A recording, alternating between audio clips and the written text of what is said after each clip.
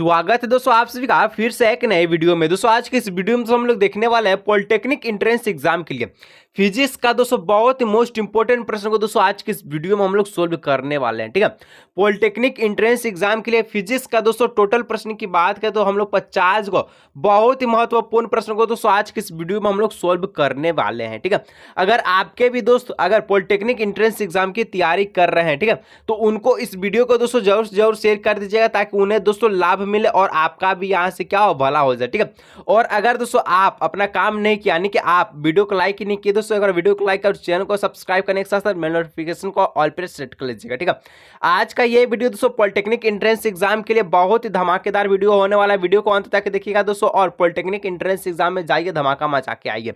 तो चलिए दोस्तों बिना देरी के हम लोग वीडियो को स्टार्ट करते हैं। वीडियो को लाइक चैनल को सब्सक्राइब जरूर से जरूर कर लीजिएगा। ठीक है, तो चलिए दोस्तों हम लोग से वीडियो को स्टार्ट करते हैं। ठीक है, यहाँ पर दोस्तों आपका जो है यहाँ पर इंग्लिश वर्जन है और यहाँ पर हिंदी वर्जन है। ठीक है, और दोस्तों मैं आपका इससे पिछले वीडियो में आप सभी का जो प्रश्न संख्या 101 से लेकर ठीक है 125 तक को दोस्तों हम लोग सोल्व किए थे। ठीक है, जो कि आपका फिजिक्स का ही था। और आज के इस वीडियो में हम लोग 126 से प्रश्न को सोल्व करेंगे और ये आपका 150 तक जाएगा, जिसके कारण दोस्तों आपका 50 टोटल एमसीक्यू प्रश्न पूरा जाएगा। ठीक है, अगर दोस्तों आप पहला वीडियो नहीं देखा तो वीडियो को अंत तक बने रहिए। आपको वीडियो स्क्रीन पर शो होगा, वहां से आप क्लिक कर लीजिएगा, कोई दिक्कत की बात नहीं है। ठीक है, चलिए आज का ये वीडियो को हम लोग स्टार्ट करते हैं। ठीक है, यहां पर दोस्तों 126 नंबर का प्रश्न आप सभी का स्क्रीन पे आ गया और कहता है जब दो प्रतिरोध R1 और R2 को समानांतर ठीक है जोड़ा जाता है तो समानांतर संयोजन का समतुल्य प्रतिरोध क्या होगा आरपी के अनुसार। ठीक है, चलिए इसको दोस्तों बहुत ही सिंपल तरीका से बनाएंगे दोस्तों। ये आपका जो क्वेश्चन है दोस्तों ये आप सभी का ठीक है एनसीईआरटी बुक से डायरेक्ट उठाया गया है।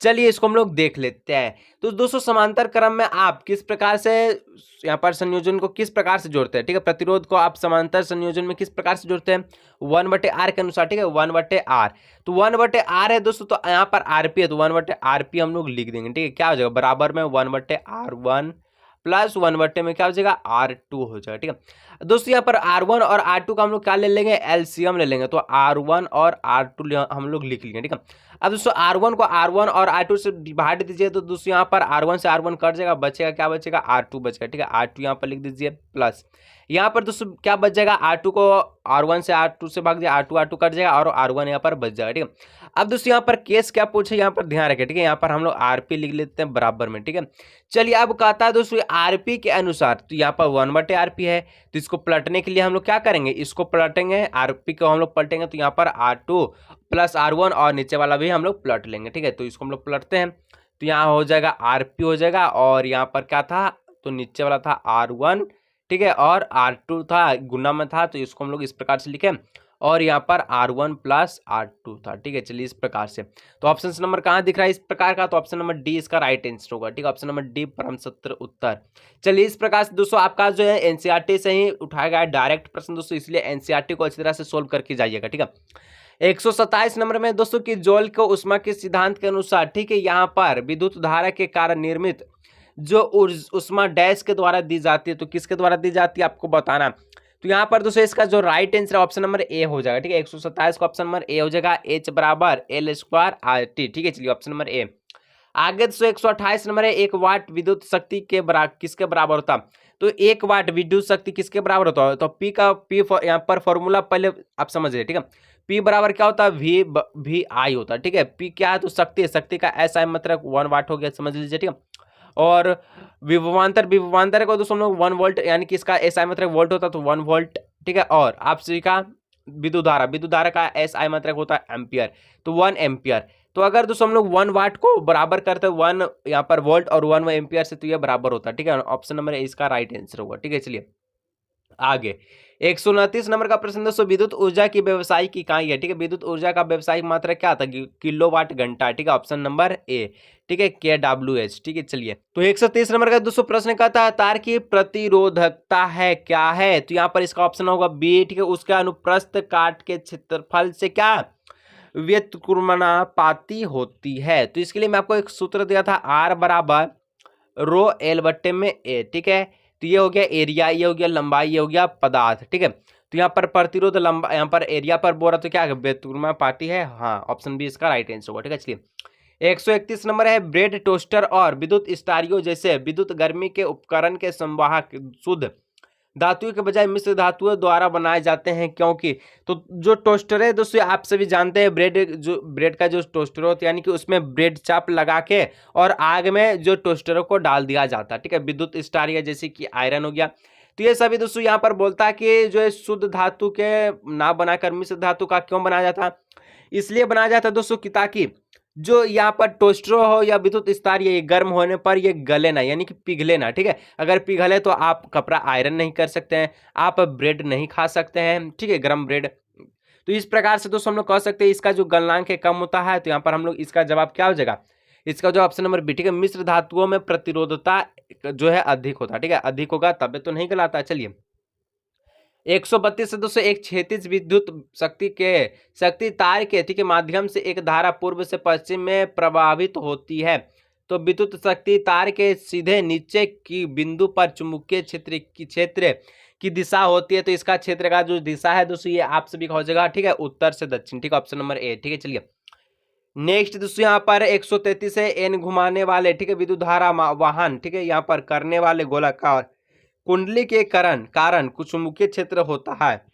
तो कैसा होता है, तो 133 का हो जाएगा ऑप्शन नंबर बी, ठीक है, एन बार के रूप में, ठीक है, बड़ी मात्रा में एकल बारी द्वारा उत्पादित, ठीक है, ऑप्शन नंबर बी इसका राइट आंसर होगा। चलिए आगे का जो प्रश्न दोस्तों 134 नंबर है कि परिनालिका के अंदर, ठीक है, उत्पादित मजबूत चुंबकीय क्षेत्र का उपयोग कुंडल के अंदर रखे गए चुंबक सामग्री जैसे नरम लोहे के टुकड़े को चुंबकित करने के लिए, ठीक है, किया जाता है। तो किया जा सकता है, जो चुंबक बनाता है उसे कहते हैं, इससे हम लोग क्या कहते हैं, इसको दोस्तों हम लोग कहते हैं, क्या कहते हैं, विद्युत चुंबक कहते हैं, ठीक है, ऑप्शन नंबर ए इसका राइट आंसर होगा।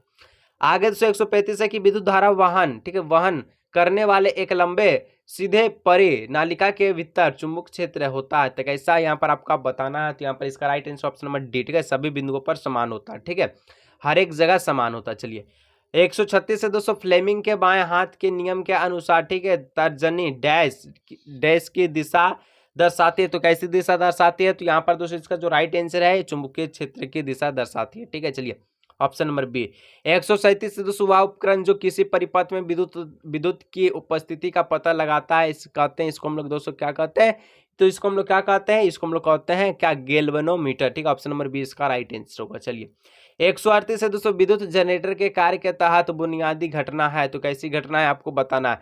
तो 138 का दोस्तों ऑप्शन नंबर ए हो जाए, ठीक है, electromagnetic induction, option number A इसका राइट आंसर होगा। चलिए 139 नंबर का प्रश्न दोस्तों तांबे के तार का एक आयताकार कुंडल एक चुंबकीय क्षेत्र में घुमाया जाता है, प्रेरित यहाँ पर विद्युत धारा डैश विद्युत धारा की दिशा प्रत्येक डैश में परिवर्तित होता है। तो कितना में परिवर्तित होता है आपको बताना, ठीक है। तो यहाँ पर दोस्तों 139 का right answer option number C, ठीक है, 1/2 यानी कि आधा घूर्णन होता है, ठीक है। चलिए आगे दोस्तों यहाँ पर 140 नंबर का जो प्रश्न कहता है यहाँ पर चुंबकीय क्षेत्र रेखाएं को एक साथ दिखाया जाता है जहाँ चुंबकीय क्षेत्र रेखाएं क्या होता है, मजबूत, दुर्बल, समान या उपयुक्त में से कोई नहीं। तो यहाँ पर right answer option number A, ठीक है, मजबूत।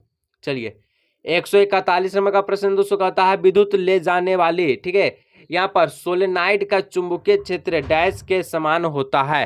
तो यहाँ पर दोस्तों इसका राइट आंसर क्या हो जाएगा, 41 का इसका right answer option number A हो जाएगा, ठीक है, चुंबक की पट्टी, ठीक है, चुंबक की पट्टी के समान होता है। चलिए आगे दोस्तों नेक्स्ट प्रश्न 142 नंबर कहता है घरों में एसी की आपूर्ति 220 वोल्ट और 220 वोल्ट, ठीक है, और 50 हर्ट्ज की आपूर्ति के तारों में एक लाल इंसुलेशन के साथ जिसे कहा जाता है इंसुलेशन का जो जोड़ा जाता है, जिसको हम लोग क्या कहते हैं दोस्तों, इसको हम लोग कहते हैं क्या कहते हैं, तो हम लोग कहते हैं विद्युतमन्य तार, ठीक है, ऑप्शन नंबर ए इसका राइट आंसर होगा। चलिए 143 दोस्तों विद्युत चुम्बकीय प्रेरणा की घटना है। तो कैसी घटना है आपको बताना है। इसका राइट आंसर दोस्तों 143 का ऑप्शन नंबर सी हो जाएगा, ठीक है, एक चुंबक और कुंडल के बीच सापेक्ष गति के कारण कुंडल ली में प्रेरित विद्युत धारा उत्पन्न करना, ठीक है। चलिए 144 नंबर का प्रश्न दोस्तों लघु परिपथ शॉर्ट सर्किट के समय परिपथ में बिजली या विद्युत कैसा होता है।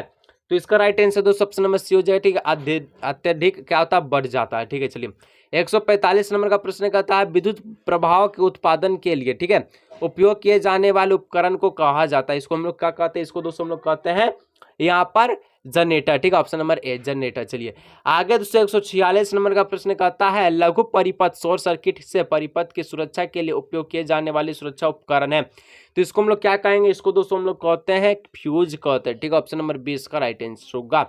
147 से दोस्तों विद्युत धारा की दिशा ली जाती है, कैसे ली जाती है आपको बताना है। तो 147 का ऑप्शन नंबर बी हो जाए, ठीक है। इलेक्ट्रॉन के प्रभाव की दिशा के विपरीत ली जाती है, ठीक है, जैसे बहता उधर दिगा नहीं। चलिए 148 नंबर का प्रश्न दोस्तों, प्रतिरोध आर के तार का टुकड़ा 5 समान भागों में काटा जाता है, इन भागों को फिर समानांतर में जोड़ा जाता है।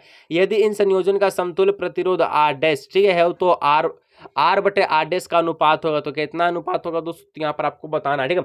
तो इसका जो अनुपात है दोस्तों ये 25 हो जाएगा, ठीक है। ऑप्शन नंबर डी इसका राइट आंसर होगा। चलिए 2 और प्रश्न बचा है दोस्तों, जो लाइक नहीं किया वीडियो को लाइक, चैनल को सब्सक्राइब कर लीजिएगा दोस्तों। इस प्रकार से आप सभी का कंप्लीट होता है फिजिक्स, ठीक है। कहता निम्नलिखित में से कौन सा पारंपरिक ऊर्जा का स्रोत है, स्रोत नहीं है, तो पारंपरिक ऊर्जा का स्रोत कौन नहीं है दोस्तों, तो यहाँ पर आप सभी का हो जाएगा क्या, तो यहाँ पर लकड़ी है, गोबर गैस है, परमाणु ऊर्जा और कोयला, तो यहाँ पर ऑप्शन नंबर सी हो जाए, ठीक है। परमाणु ऊर्जा पारंपरिक नहीं है बल्कि गैर पारंपरिक है। तो 150 से दोस्तों लास्ट प्रश्न है, निम्नलिखित में से कौन सा ऊर्जा का एक गैर पारंपरिक स्रोत है, तो गैर पारंपरिक स्रोत दोस्तों यहाँ पर ऑप्शन नंबर बी हो जाए, ठीक है। सौर ऊर्जा, जो कि आजकल बहुत ही प्रचलित है। तो इस प्रकार से दोस्तों हम लोग जो फिजिक्स का फाइनली 250 MCQ प्रश्नों को सॉल्व किया है दोस्तों। अगर वीडियो अच्छा लगता है वीडियो को लाइक, चैनल को सब्सक्राइब कीजिए। मिलेंगे दोस्तों नेक्स्ट वीडियो में।